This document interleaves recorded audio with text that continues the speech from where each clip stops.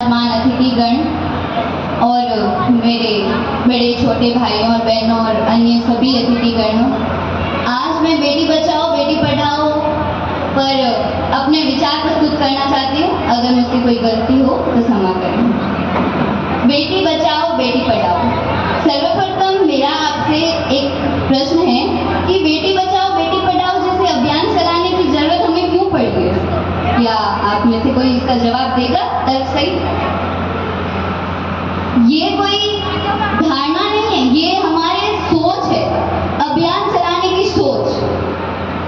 ये सोच हमने इसलिए विकसित की क्योंकि हमारे ही मन में अपनी ही बेटियों के प्रति भेदभाव की भावना है। अपनी ही बेटियों के साथ भेदभाव किया जाता है। बेटे को उच्च ओहदा प्रदान किया जाता है और बेटी को नीचा स्थान दिया जाता है। बेटी को तो रसोई घर संभालने की ही इजाजत है, उसके बाद कदम रखने की इजाजत भी नहीं है, क्योंकि हमारा समाज इतिहास काल से ही पुरुष प्रधान रहा है। तो बेटी बचाओ बेटी पढ़ाओ जैसी धारणा इसलिए उत्पन्न हुई क्योंकि हमारी सोच ही ऐसी थी। अगर हम बेटी और बेटे को सम्मान दें और सम्मान हर क्षेत्र में उन्हें सम्मान रखें तो ये ऐसे अभियान चलाने की, ऐसे बड़े बड़े नाम देने की कोई जरूरत नहीं पड़ती है।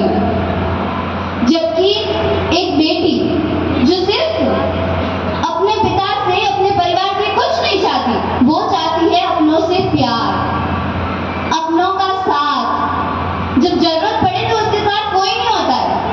एक बेटी की कहानी, छोटी सी कहानी बताना चाहती हूँ। एक लड़की थी, उसके पिता ने उसकी शादी कर दी तो उसने पूछा, पिताजी लड़का घर क्यों नहीं छोड़ता? एक लड़की को ही अपने पिता का घर छोड़कर क्यों जाना पड़ता है? तो उसके पिता ने कहा, बेटा समाज का यही नियम है बेटी। तो फिर उसने चुप मान लिया कि यही नियम है। फिर वो अपने ससुराल गई और ससुराल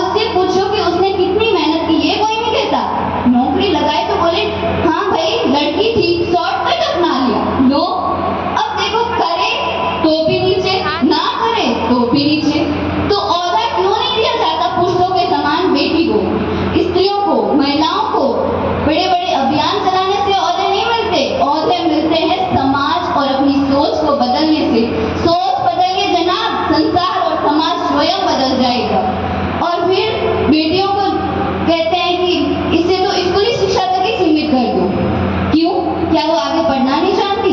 क्या वो आगे बढ़ना नहीं जानती? जानती है, लेकिन उसे अधिकार नहीं दिया जाता।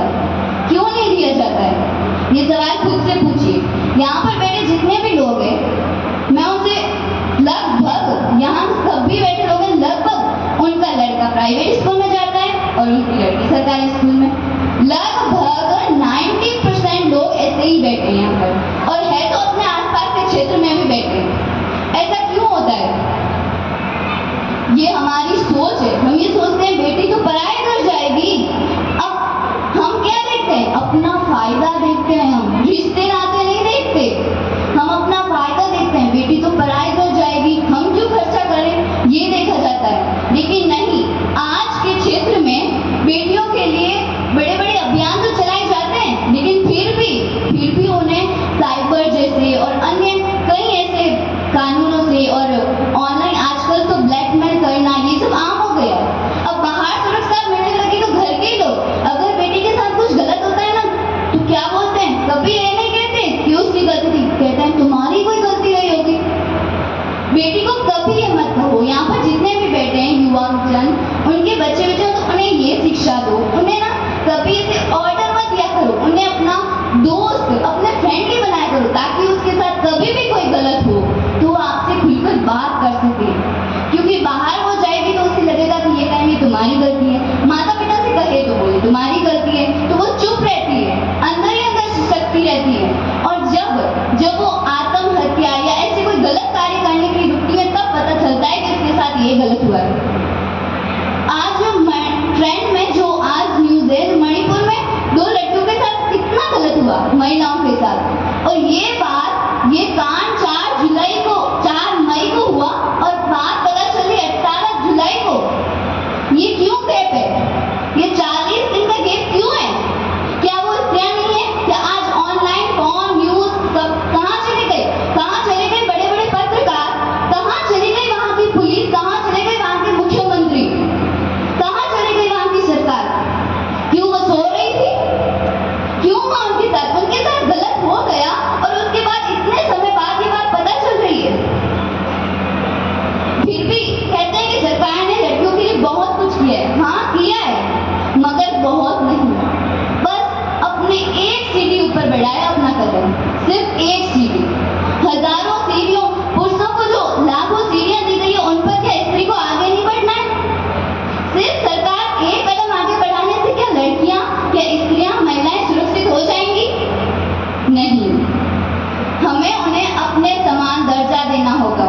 हमें उन्हें ये एहसास दिलाना होगा कि समाज के किसी भी क्षेत्र में तुम बराबर हो।